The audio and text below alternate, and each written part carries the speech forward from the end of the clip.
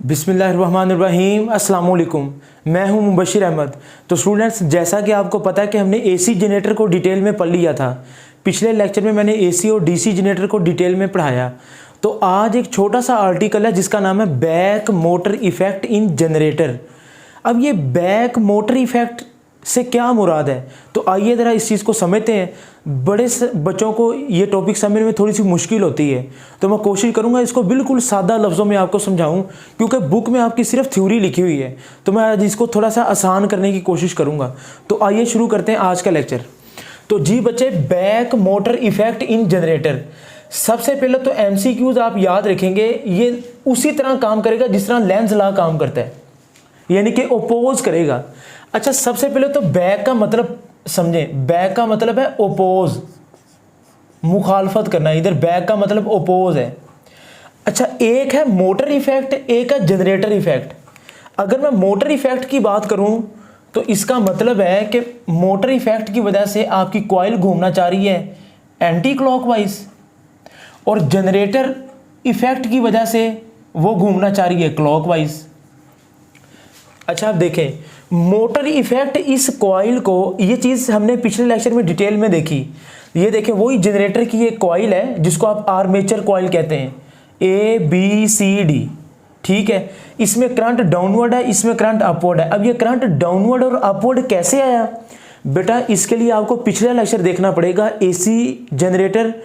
उसमें मैंने डिटेल में आपको सारी चीज़ें, डेरिवेशन भी करवाई और करंट की डायरेक्शन डाउनवर्ड और अपवर्ड कैसे आती है ये भी बताया। तो ये चीज़ें मैं अब डिस्कस कर चुका हूं। अब मैं जनरेटर मोटर इफेक्ट की बात करूंगा। देखें, हमने पढ़ा था ना, इधर नॉर्थ पोल और साउथ पोल है। ये थोड़ी सी जनरल डायग्राम बनाई गई है, डिटेल में हमने पिछले लेक्चर में देखा था। नॉर्थ पोल साउथ पोल, आपने ये फार्मूला पढ़ा हुआ है, F = I × L × B, ठीक है। ये कॉइल है ना जिसकी 4 साइड्स हैं। तो आप इसको एक कंडक्टर समझें, फोर्स होना करंट कैरिंग कंडक्टर। ये बेटा F = I × L × B, ये राइट हैंड रूल हमने पढ़ा हुआ है। फिंगर शो करती हैं मैग्नेटिक फील्ड को और थंब शो करेगा करंट को, और आपके दाएं हाथ की जो पाम है ना वो शो करेगी फोर्स को।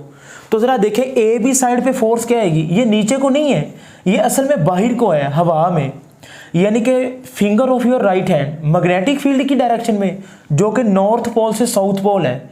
इधर नॉर्थ साउथ पोल दिखाए नहीं गए, अलबत्ता होंगे ज़रूर। तो ये फिंगर आ गई मैग्नेटिक फील्ड की डायरेक्शन में, थंब किस तरफ करेंगे, करंट की डायरेक्शन में, तो ये नीचे। तो अब ये पाम किधर को होगी, ये आउटवर्ड, बाहर को होगी ना पाम, यानी कि पाम किस तरफ होगी, ये ज़रा देखेंगे, फिंगर मैग्नेटिक फील्ड की डायरेक्शन में, थंब करंट की डायरेक्शन में। तो ये हथेली जो ना आपकी तरफ है, तो ये force out of the board act कर रही है, दिस इज F।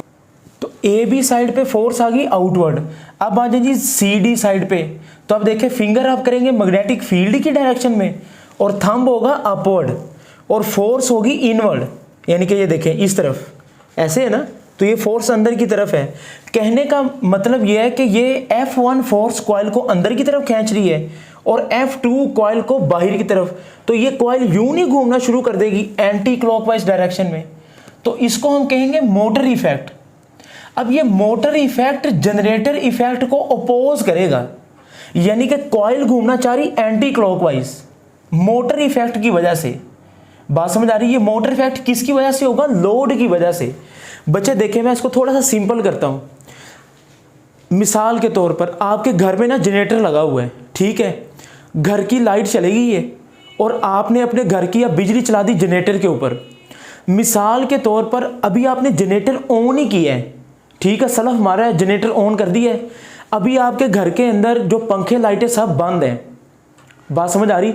आप देखते होंगे जैसे जैसे आप पंखे और लाइटें चलाएं ना, तो उसकी आवाज़ चेंज होना शुरू हो जाती है जनरेटर की। इट मीन कि जो आपके घर के अंदर जो लगी हुई ना अपना जनाब पंखे लाइटें, this is called load. Load उस चीज़ को कहते हैं which consumes the electrical energy, the device which consume, जो खर्च करती है किसको, इलेक्ट्रिसिटी को, उसको लोड कहते हैं। मसला आपका पंखा भी हो सकता है, बल्ब भी हो सकता है, घर के अंदर लगी मोटर भी हो सकती है। जिस चीज़ को आप जनरेटर पे चला रहे हैं ना, पंखा लाइट बल्ब, जो इलेक्ट्रिसिटी कंज्यूम कर रही है उसको लोड कहते हैं। ठीक हो गया। अब जनरेटर के अंदर ये होती है शाफ्ट। मैं पिछले लेक्चर में डिटेल में बताया मैंने, मैकेनिकल एनर्जी को इलेक्ट्रिकल एनर्जी में। तो जाहिर बात है इधर आपके घर के पंखे, लाइटें, बल्ब वगैरह लगे हुए हैं, तो जितने ज़्यादा पंखे, लाइटें, बल्ब ऑन करते जाएंगे ना, तो ये जनरेटर के अंदर लगी कॉइल ये एंटी क्लॉकवाइज मूव करेगी। जबकि जो हमने मैकेनिकल एनर्जी दी है ना, पेट्रोल डाला है, वो इसको क्लॉकवाइज घुमाना चाह रही है। This is called generator effect. तो ये मैंने इसकी डेफिनेशन लिखी है, it is the counter torque. बच्चे काउंटर का मतलब होता है anti clockwise. This is called motor effect. कहता है जी it is the counter torque. Counter torque किसने पैदा किया? Produce in the coil, coil के अंदर पैदा हुआ F1 F2 forces due to couple of forces. Couple का मतलब होता है दो फोर्सेस, F1 F2 डेट ओपोजिस, कि वो जो एंटी क्लॉकवाइज टॉर्क है ना वो अपोज करता है। बैक का मतलब समझ आया? एंटी क्लॉकवाइज टॉर्क मुखालफत करता है किसकी? That opposes the rotational motion of coil. यानी कि जनरेटर उस कॉइल को क्लॉकवाइज घुमाना चाह रहा है, लेकिन जो आपके घर के अंदर लगा लोड है वो इसको एंटी क्लॉकवाइज घुमाना चाह रहा है। जितना ज्यादा आप लोड डालेंगे ना उतना ज्यादा कॉइल एंटी क्लॉकवाइज में घूमेगी, लेकिन जनरेटर को फिर उतनी ही ज्यादा मोर मैकेनिकल एनर्जी देनी पड़ेगी, यानी कि उसको क्लॉकवाइज घुमाने के लिए। यानी कि जितना ज्यादा लोड उतनी ज्यादा मैकेनिकल एनर्जी। तो मैं इसको कह सकता हूं this is according to law of conservation of energy. तो बेटा ये एमसीक्यूज याद रखिएगा, हमने लेंज लॉ के अंदर पढ़ा भी था। Lenz law of conservation of energy के ही तो ये जो back motor effect in generator है ये बिल्कुल लेंज लॉ की तरह ही है। ये बिल्कुल, तो जनरेटर के अंदर होता है back motor effect in generator. तो बेटा ये बिल्कुल लेंज लॉ की तरह है, और लेंज लॉ के अंदर law of conservation of energy apply होता है। मिसाल के तौर पर इसकी मिसाल सादा सी मैं देता हूँ कि एक बंदा जो मुझे राइट की तरफ खींच रहा है, और मुझे उतनी ही ज़्यादा एनर्जी लगानी पड़ेगी अगर मैं अपने आप को आगे लेके जाना चाह रहा हूँ ना, तो मुझे जितनी वो बंदा मुझे खींच रहा है ना उतनी ही एनर्जी या उससे ज़्यादा एनर्जी लगानी पड़ेगी। यानी कि जो मैं एनर्जी लगा रहा हूँ ना, ये जो मुझे पीछे को खींच रहा है लड़का वो लोड है, और जो मैं उसके खिलाफ लगा रहा हूँ वो मेरी मैकेनिकल एनर्जी है। तो generator is a device which convert mechanical energy into electrical energy. बेटा जनरेटर के पीछे लगी होती है टरबाइन। टरबाइन, अब टरबाइन को कैसे घुमाते हैं हम? हाई स्ट्रीम वाटरफॉल या स्टीम होती है भाप से, या पानी की आबशार होती है, जब उसके ऊपर पड़ती है ना टरबाइन के ऊपर, तो टरबाइन रोटेट करती है। तो टरबाइन के साथ हमने कनेक्ट किया होता है जनरेटर। बात समझ रहे हैं? जिससे इलेक्ट्रिसिटी पैदा होती है। तो अब ये तो होगी इसकी डेफिनेशन। ये इसके अंदर एमसीक्यूज भी मैंने बता दिया। अब जरा तवज्जो कीजिएगा, ओपन सर्किट और close circuit, back motor effect. अब आपने ना इसके जो एमसीक्यूज हैं वो नोट करने हैं। बैक मोटर इफेक्ट के अंदर अब ये आपने टॉर्क का फार्मूला पढ़ा हुआ है। देखें काउंटर टॉर्क, तो काउंटर टॉर्क का फार्मूला आपने क्या पढ़ा हुआ मुझे बताएं? काउंटर इज इक्वल टू नायाब cos alpha, NIAB cos alpha. आपको याद है ये चीज़ हमने पढ़ी हुई है। काउंटर टॉर्क चैप्टर नंबर 14 के अंदर मैंने ये इसका प्रूव करवाया हुआ है। ठीक है, अब इससे आगे दो फार्मूले निकलेंगे। ठीक है, ओपन सर्किट, क्लोज सर्किट। ये जो आपकी बुक की थ्योरी है ना, ओपन सर्किट, और इधर आ जाएगा जी क्लोज सर्किट। मैं बिल्कुल इसको सादा लफ्जों में समझाता हूं। ओपन सर्किट का मतलब क्या है? ओपन, सुने जरा तसल्ली से सुने। घर की लाइट चलेगी आपकी, ठीक है, आपने जनरेटर ऑन कर दिया है, लाइट घर की चलेगी, ये जनरेटर ऑन कर दी है। ठीक है, ओपन सर्किट का मतलब है भाई कि आपने जनरेटर तो ऑन कर दिया है, जनरेटर चला तो दिया है, ठीक है, लेकिन आपके घर के पंखे, लाइटें सब कुछ बंद हैं। बस जनरेटर, जिस तरह गाड़ी आप स्लफ मार के स्टार्ट नहीं कर देते, बिल्कुल उसी तरह जनरेटर ऑन हो गया, लेकिन आगे जिसको उसने करंट देना है, बल्ब, लाइटें, पंखे, वो सब कुछ बंद है। तो ये फिर ओपन सर्किट है। इसका मतलब है आगे लोड नहीं अभी लगा हुआ, क्योंकि पंखे, लाइटें सब कुछ बंद है। बस अभी मैंने जनरेटर्स को स्टार्ट किया है, तो जब मैंने जनरेटर को स्टार्ट किया है तो अभी लाइटें पंखे नहीं चल रहे, इसका मतलब है कि करंट ज़ीरो है। ठीक है, जब करंट ज़ीरो है तो मुझे बताएं इस फार्मूले के मुताबिक कि टॉर्क करंट के डायरेक्टली प्रोपोर्शनल नहीं है। तो जब करंट ज़ीरो हो तो काउंटर टॉर्क भी क्या होगा, टॉर्क भी ज़ीरो होगा। अब जब टॉर्क ज़ीरो होगा तो मैं कह सकता हूं कि बैक ईएमएफ भी ज़ीरो होगी। ज़रा इस चीज़ को आप नोट करें। सो मैं कहूँगा जी नो बैक मोटर इफेक्ट। ठीक है, ओपन सर्किट का मतलब है जी आप लिख लें नो लोड, कि अभी जो लोड है वो ज़ीरो है, यानी कि घर की जो पंखे लाइटें बिजली वो बंद है। ठीक है, मैंने दो हिस्सों में तकसीम किया, जनरेटर आपने ऑन कर दिया है, पंखे लाइटें सब कुछ बंद है, तो ये ओपन सर्किट है, इसका मतलब लोड नहीं है, लोड ज़ीरो है।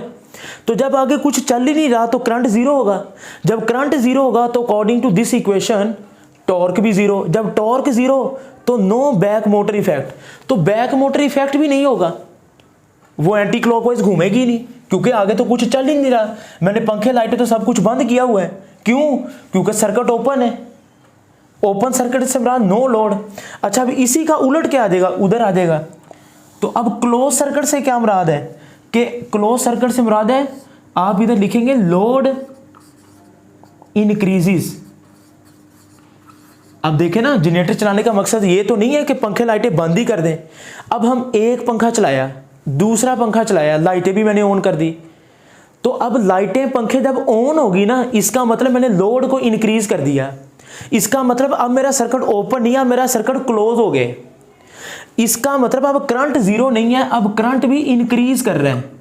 ये ऊपर को एरो का मतलब करंट इंक्रीज कर रहे हैं। जब करंट इंक्रीज करेगा तो according to this formula torque भी इंक्रीज करेगा, ऐसे है ना। जब करंट इंक्रीज करेगा तो टॉर्क भी इंक्रीज करेगा। अब जब टॉर्क इंक्रीज करेगा तो बैक मोटर इफेक्ट भी इंक्रीज करेगा। सो मैं कह सकता हूं बैक मोटर इफेक्ट इंक्रीजेस। अब बैक मोटर इफेक्ट इंक्रीजेस का मतलब क्या है, इधर देखिए जरा हेडिंग के अंदर, बैक मोटर इफेक्ट इंक्रीजेस का मतलब एंटी क्लॉकवाइज में कॉइल तेजी से घूमना शुरू कर देगी। अगर बैक मोटर इफेक्ट इंक्रीज करेगा तो जनरेटर इफेक्ट भी इंक्रीज करेगा। आप जरा घर में ये एक्सपेरिमेंट करके देख लें, दो पंखे चलाएं, दो लाइटें चलाएं, तीसरा पंखा चला दें, चौथा, पांचवा, आप देखेंगे कि लोड बढ़ता जा रहा है। जनरेटर चल रहा है ना गर, जैसे जैसे 3 4 5 पंखे चलेंगे ना तो जनरेटर क्या ग ग ग, तो वो उसकी आवाज़ भी चेंज हो जाती है, जनरेटर की आवाज़ चेंज हो जाती है। इसका मतलब है कि आपने लोड को बढ़ाया है, इसका मतलब है करंट बढ़ा है, करंट ज़्यादा जनरेटर में से ड्रा हो रहा है। जब करंट ज़्यादा तो इसका मतलब है कि काउंटर मोटर इफेक्ट ज़्यादा हो गया है, तो जनरेटर को ज़्यादा एनर्जी लगानी पड़ रही है।